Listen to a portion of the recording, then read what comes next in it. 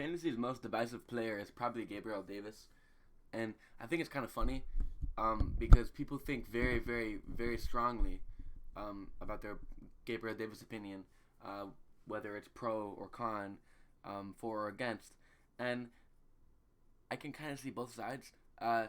He's wide receiver 135 on keep trade cut when drafted last year, so he's irrelevant. But after he puts up an 80 plus PFF grade as a rookie, um, he zooms up, and obviously he's famous from his 4 touchdown game where he was taking ankles versus Kansas City.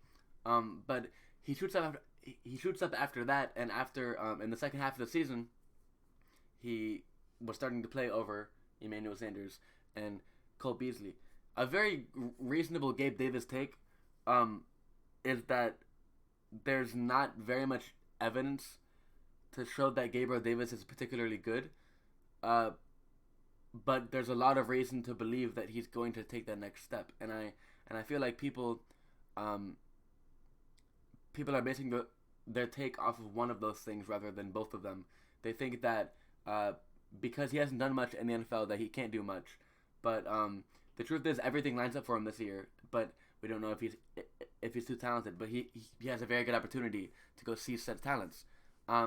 Some Gabriel Davis facts: he is a day 3 talent, a mere 4th round pick, I believe, out of UCF. So, I mean, not too inspiring.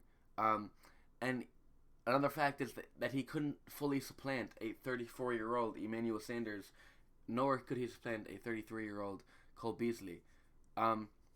So those are damning of him. But what's also true, like I was saying, is that he's likely to be second on this team in targets, and it's the most prolific offense in the NFL. Another fact is that he ascended very highly at the end of last year, crescendoing in the Kansas City playoff game, like I said. And he has a huge sell high opportunity given his arbitrage in Dynasty and Redraft. He's ranked far, far, far lower in Dynasty than he is in Redraft, despite being a second or a third-year player, rather. So that's interesting. Last fact about Gabriel Davis: Jamison Crowder, Khalil Shakir, Isaiah McKenzie, and Dawson Knox, they're all not great. Final note on Gabriel Davis: you are trying to buy him before the leap. Within the next 3 years, I'd be willing to bet he's a Chris Godwin type player. This is if he breaks out, obviously, and will have a very early ADP, as Godwin does and continues to have. Well, at least pre-ACL, but he's creeping back up there now. And getting Gabriel Davis in the 6th or 7th could be a value in years to come. However, he could just faceplant, and we could see Dawson Knox or Khalil Shakir, or I don't know, they trade for somebody. We could see another receiver emerge here, but at the moment, it looks like Gabriel Davis has the best chance to do that in the Bills' offense. So, Gabriel Davis, he has a lot of good things about him, a lot of bad things about him. You just kind of gotta make your own take.